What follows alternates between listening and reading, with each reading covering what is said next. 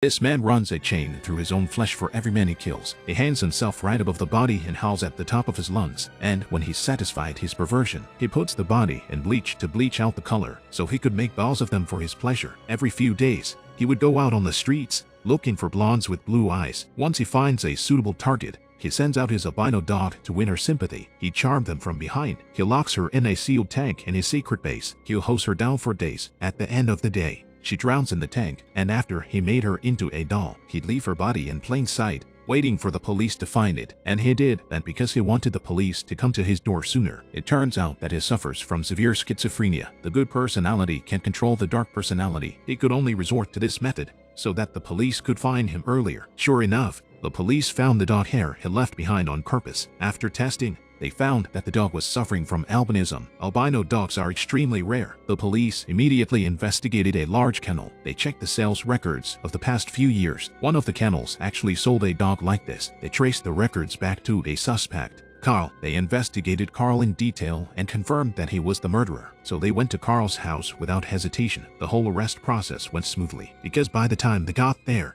Carl had already fainted. But during the subsequent search for evidence, they were horrified to find out that Carl had recently captured another girl. She's being held in a basement somewhere, but only Carl knew the address. To their horror, the glass room where the girl is being held has been set to automatically refill with water. In 2 days, the glass will be filled with water. The girl will be dead. They must find the location of the basement as soon as possible. But here's the kicker. The attending doctor told them that Carl has an extremely rare form of Wieland's disease. He's in the midst of an outbreak. Simply put, Carl will live forever in the conscious world, never to awaken. Police officers will told the doctor that there's another victim who needs to be rescued. They need to know where the basement is, no matter what. The doctor thought about it for a while, but then he remembered a psychiatric institute. It might be able to help them solve their problem. This facility has developed a tool. It can transmit a person's consciousness into another's mental world. But this experiment is still in the experimental stage. There are still a lot of problems. It's an emergency. We took Carl to the lab without thinking. The head of the lab, after learning about Will's request, was quick to agree, but Kaiser, the taskmaster, was hesitant because this patient's brain is complex and there's a lot of danger inside. Once she goes in, she may never come out, and the technology itself is not yet mature. There are a lot of uncertainties, but when she saw the pain of the other victims before they died, she said yes. Heather puts on the special suit,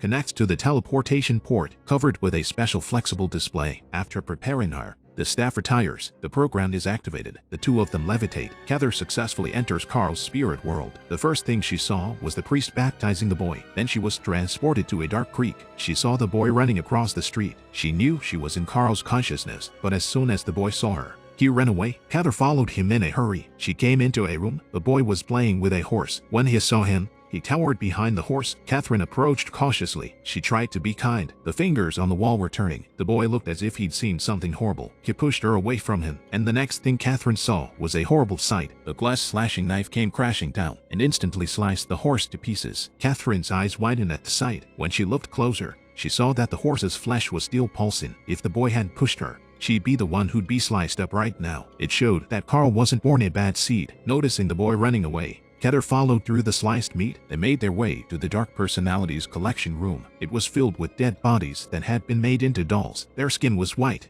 and they had wires attached to their bodies. They're controlled by machines that don't give them any freedom. Heather continued along the aisles, but unbeknownst to her, a muscular woman appeared behind him. She attacked Heather when she wasn't looking. She took her to a man with 100 meters of silk attached to his back. Apparently, he's Carl's dark personality. The first moment Catherine saw him, she was stunned. She hit the back switch as soon as she could. When she returned to reality, she was still in a state of shock. It's not easy to locate the victim. The staff told Will that if the person who enters another person's spirit world decides that what he's seen is true, he will be lost forever. Will realizes why Casey was so resistant, but more than 10 hours have passed. The second they delayed, the victim was in danger, so he approached Catherine again, hoping she'd try again. With his persuasion, Catherine decided to give it a try, to be on the safe side. They also found Carl's dog. They hoped the dog could keep the dark personality from going crazy. The device is activated again, but Catherine realizes that the power has suddenly gone out. She rushed to check the wiring, but then she found herself lying there. She's already inside, and that made her nervous. And the next thing she knew,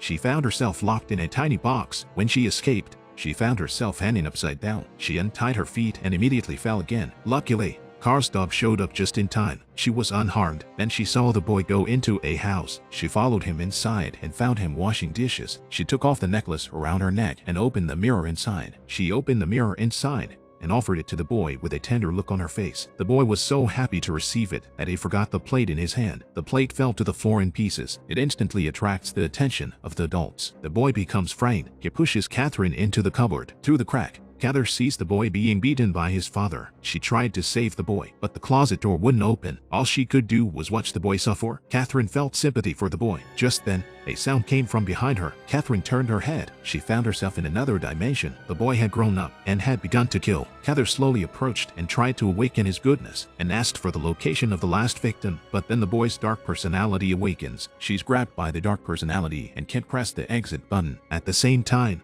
the staff noticed Cather's abnormality, but they can just cut off the program because Cather is in danger of falling asleep forever. Will feels that he has caused Cather's death and volunteers to go to Carl's spirit world to save her. The staff told him everything he needed to know, then they activated the program and sent him in as well. These three women are dressed up, staring up at the sky with their mouths open. A man was half dead on the ground. Suddenly a light shines on the man's face and he wakes up. He looks around him blankly. One of the women suddenly turned to the man and asked him if he had seen her son, followed by a second and a third, and then they turn around and do the same thing again. This left Will in a daze. It wasn't until the light reappeared that he realized he was looking for Casey. Following the light, Will finally found Cather. He removes the mask from Cather's head and tries to get her out of there, but Cather acted as if she didn't hear him and she started to seduce him. It turns out that everything here is a subconscious mind, but after being captured by Carl, the master of consciousness, Catherine has come to believe that this is reality. She's trapped here. Will is here to save Cather, but he was so focused on Catherine,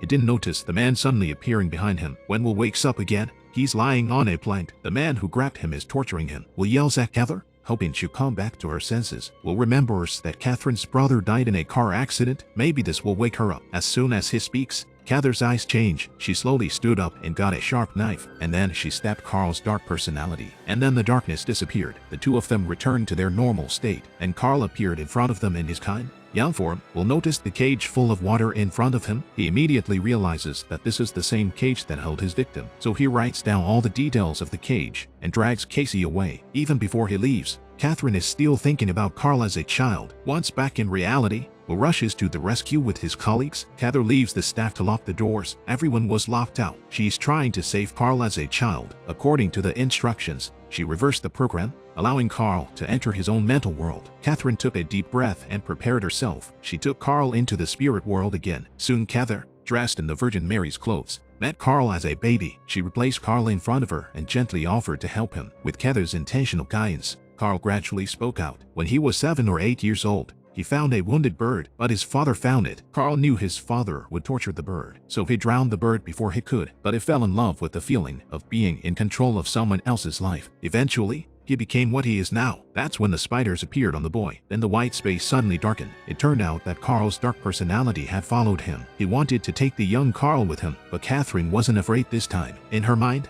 she was the one who should be in charge. She used her crossbow to hold the dark personality in place, and then she ripped the decoration off of Darkseid's chest. She punched him in the face. When Cather was done, she threw a long knife into his chest, but she soon realized that the young Carl had suffered the same wound, so they're one and the same. If one died, the other couldn't escape, so Catherine became the virgin again. She baptized the boy and kept him in her spirit world forever. At the same time, Carl in the real world was breathing rapidly, and finally, he stopped breathing. On the other hand, Will finally arrived at the victim's location by helicopter based on the generator on the ground. He managed to find the basement intersection. The countdown had just ended and the victim was still struggling. Will didn't hesitate any longer. He pulled out his pistol and shattered the glass. They managed to save the victim. This movie is categorized as a horror and thriller. In fact, it is a movie that combines science fiction, psychology, postmodern art, and a sense of religion. It is worth watching. Since the introduction of Freud's theory of the subconscious, man's knowledge and expression of self has suddenly gained an immensely rich and inexhaustible space. Movies can present this space in imaginative ways. Source code, Inception, and this movie, Invasion of the Brain Cells, can more or less be categorized as such, but I'm more interested in the plot of this movie. While some found the plot thin, I was deeply impressed by it. Its plot layers are quite rich in my opinion.